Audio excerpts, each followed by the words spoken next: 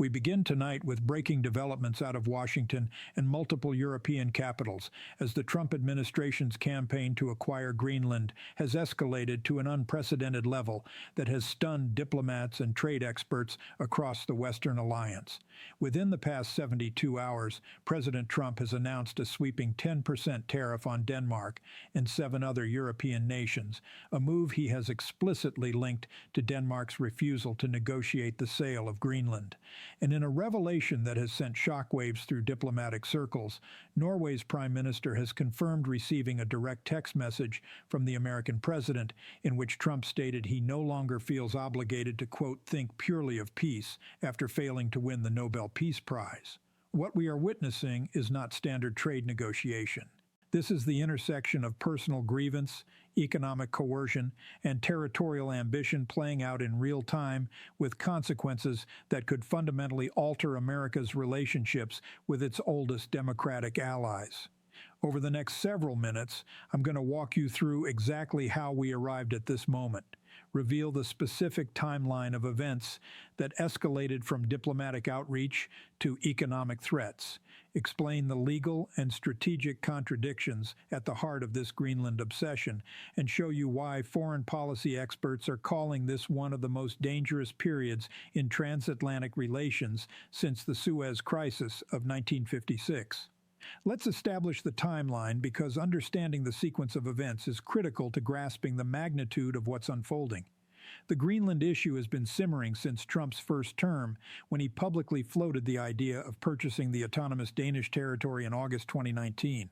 That proposal was immediately and categorically rejected by both Greenland's government and Denmark. The idea seemed to fade from public discussion, dismissed by most analysts as an impulsive statement rather than serious policy. But over the past 6 weeks, the administration has systematically revived and escalated the Greenland acquisition campaign. According to reporting from multiple European news outlets, the administration began quiet diplomatic outreach to Danish officials in early December, testing whether there was any willingness to discuss Greenland's status. Those overtures were politely but firmly declined. By mid-January, the tone shifted dramatically. On January 14th, President Trump posted to Truth Social that Greenland's strategic location and natural resources made it essential to American national security and that negotiations should begin immediately. When the Danish government reiterated its position that Greenland is not for sale and that any discussion of Greenland's future status must involve Greenland's own government, the administration's response was to threaten economic consequences.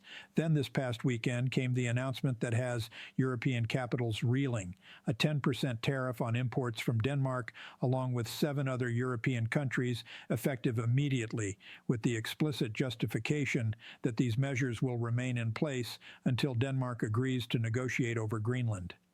Let me be absolutely clear about what this represents.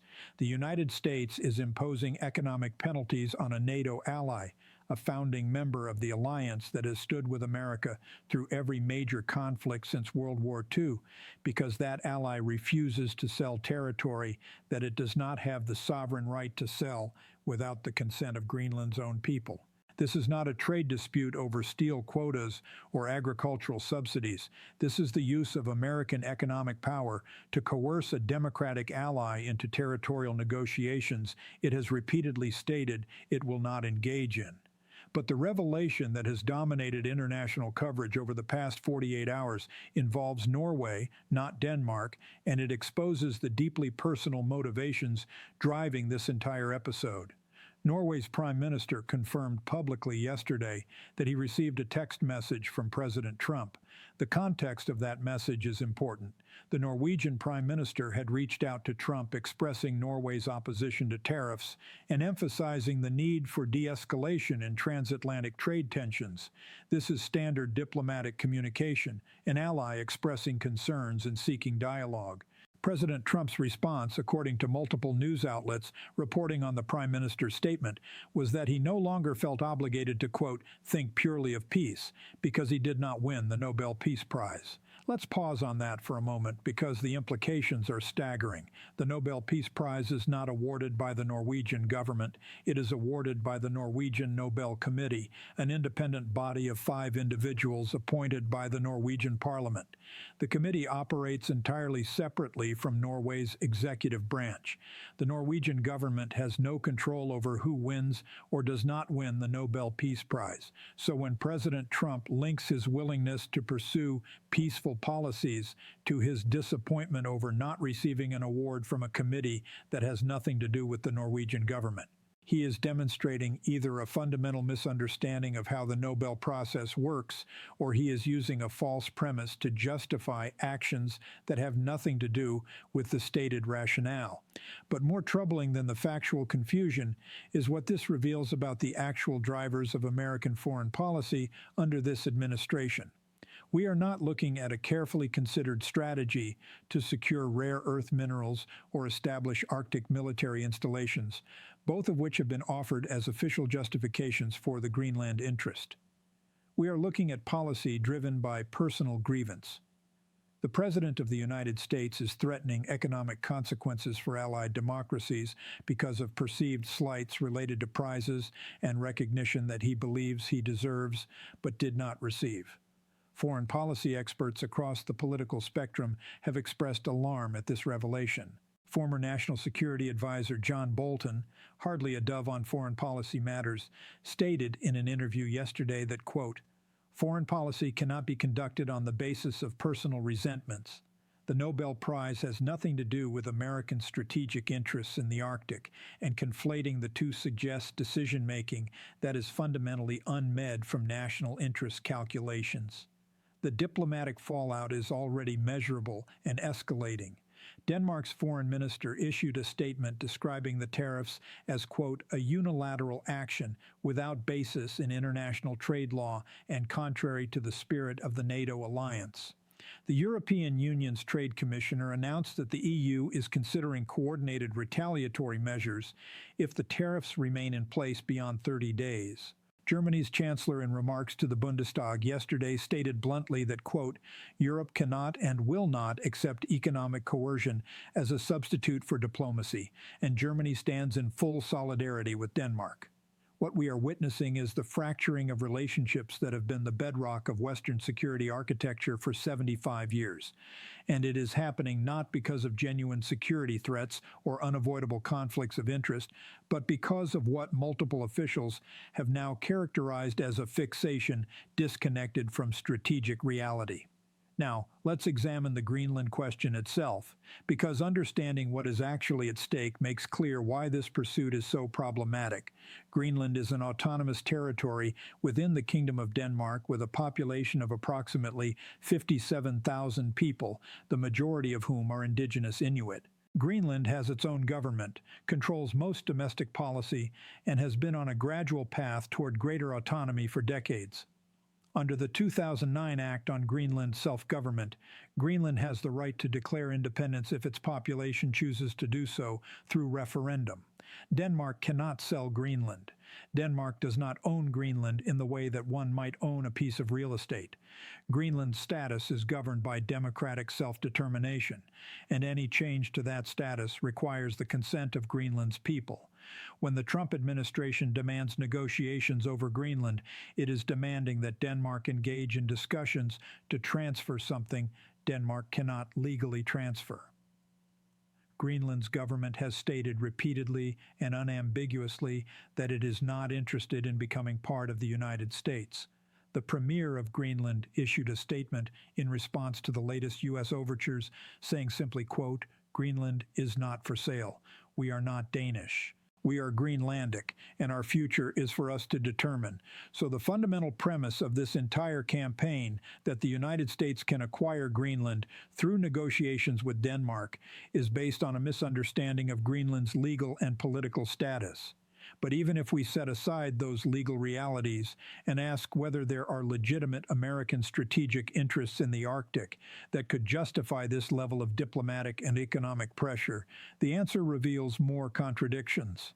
The administration has pointed to Greenland's rare earth minerals, its strategic location for monitoring Russian and Chinese activity in the Arctic, and its potential importance for missile defense systems. All of those are real considerations. The Arctic is becoming increasingly important geopolitically as climate change opens new shipping routes and makes resource extraction more feasible. Russia and China are both expanding their Arctic presence and capabilities. But here's what makes the current approach so counterproductive. The United States already has extensive cooperation with both Denmark and Greenland on Arctic security. There is a U.S. Air Force base in Greenland, Thule Air Base, which has operated since 1951 under agreements with Denmark and Greenland. That base hosts critical radar and satellite tracking systems that are part of America's early warning network for ballistic missiles. American and Danish military forces conduct joint exercises. Intelligence sharing is robust. Resource development partnerships exist. In other words, the United States already has access to virtually everything it claims to need in Greenland through cooperative relationships built on mutual interest and respect for sovereignty. By demanding ownership, rather than partnership, by threatening economic coercion rather than deepening cooperation, the administration is jeopardizing relationships that currently provide the very benefits it claims to seek. And there's a broader pattern here that cannot be ignored. This is now the second major trade confrontation this administration has initiated with close allies in a matter of weeks, based on demands that violate basic principles of sovereignty and international law. Just days ago, as detailed in recent reporting, the administration requested emergency aluminum supplies from Canada after imposing tariffs that disrupted integrated North American supply chains. Canada's response was a flat refusal. Now we have tariffs on European allies over Greenland. The common thread is an apparent belief that American economic power can be wielded unilaterally to force allied democracies to accede to demands they consider illegitimate, and that those allies will ultimately capitulate because they need access to American markets. But what's actually happening is something quite different. Allies are refusing to capitulate.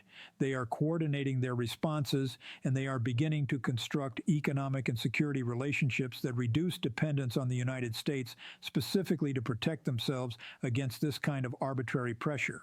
Canada is deepening trade ties with the European Union and exploring closer defense cooperation outside U.S.-dominated structures.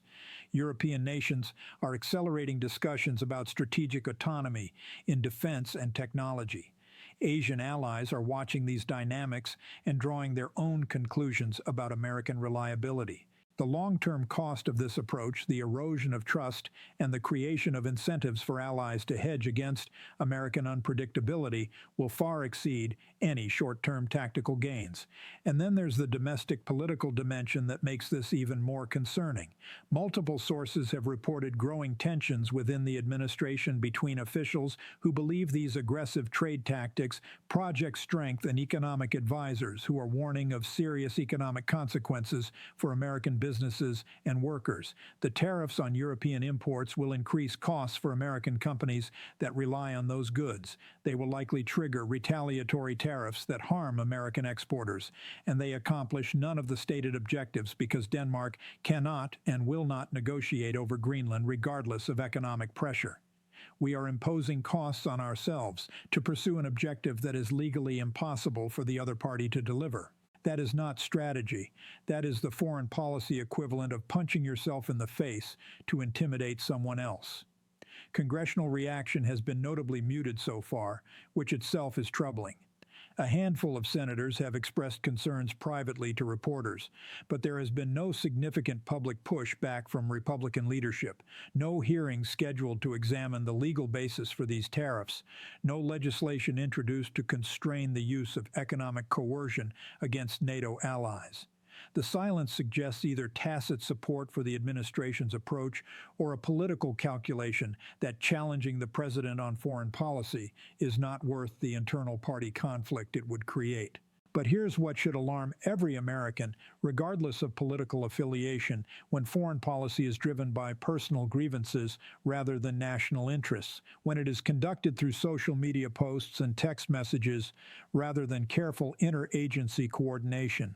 When it disregards the legal and political realities of allied democracies, the inevitable result is strategic failure and diminished American influence. Our adversaries are watching this carefully and adjusting their own strategies accordingly.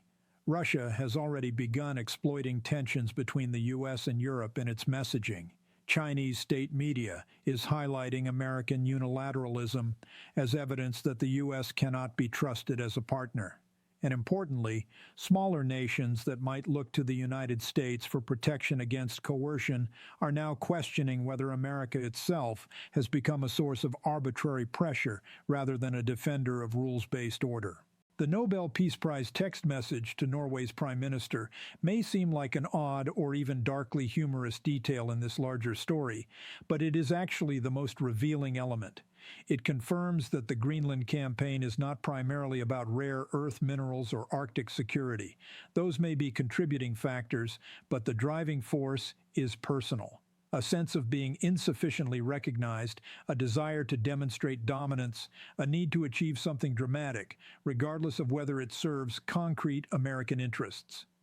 That is a dangerous foundation for foreign policy because it is fundamentally unpredictable and immune to rational cost-benefit analysis.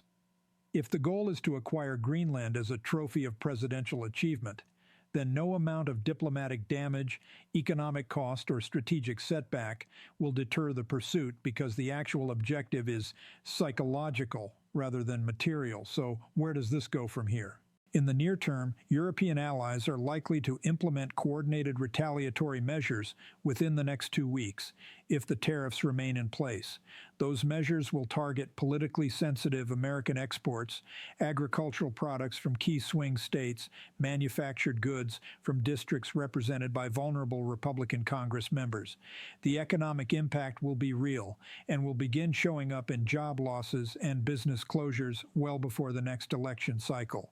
Denmark will not negotiate over Greenland because it legally cannot, and because doing so would effectively acknowledge that territorial sovereignty is negotiable under economic duress, a precedent no democratic nation can accept. Greenland's government will likely move to formalize its opposition through a referendum or parliamentary resolution, removing any ambiguity about Greenlandic public opinion and further boxing in both Denmark and the United States. The NATO alliance will face its most serious internal crisis since the Suez intervention, with member states beginning to question whether collective defense commitments are reliable when the leading member treats alliance solidarity as conditional on compliance with unrelated demands. And crucially, this episode will be studied by every adversarial regime as a case study in how to exploit American overreach. If the United States can alienate its closest allies over impossible demands driven by personal grievances, then those allies become potential partners for nations seeking to counter American influence. Russia and China are not going to miss that opportunity. They are already reaching out to European capitals with offers of trade relationships, technology partnerships, and diplomatic coordination that position themselves as more reliable and less erratic than the United States. Let me bring this back to what it means for Americans. Because ultimately, foreign policy is not an abstraction. It shapes the security environment we live in, the economic opportunities available to our businesses and workers, and the moral standing we have in the world. When the president conducts foreign policy through text messages announcing he's not interested in peace because he didn't win a prize, we lose credibility with allies. We need to address genuine threats. When we impose tariffs on allied democracies to pursue territorial acquisitions that violate their sovereignty, we undermine the very principles of international order that have protected American interests for decades. And when we allow personal grievances to drive strategic decisions, we create unpredictability that makes every international challenge harder to manage. The officials in European capitals who have worked for years to maintain strong transatlantic ties, who defended U.S. positions even when they disagreed, who believed that despite disagreements, the fundamental alliance was solid, those officials are now questioning everything. And once that trust is broken, once allies conclude that American policy is fundamentally unreliable and driven by factors unrelated to shared interests, rebuilding takes years, if not decades. We are watching that erosion happen in real time. So here's what you need to understand. As this story continues to develop, this is not a quirky side story about an unusual real estate proposal. This is a fundamental test of whether the United States still operates as a leader within a rules-based international system, or whether we have shifted to a model where might makes right and allied relationships are transactional arrangements that can be weaponized whenever they don't serve immediate presidential preferences. The answer to that question will determine American influence and security for a generation. Right now, the signals we're sending point in a deeply troubling direction. And the most alarming aspect is that there appears to be no off-ramp, no diplomatic pathway that allows both sides to step back without either the United States abandoning an objective the president has publicly committed to or Denmark agreeing to negotiations through.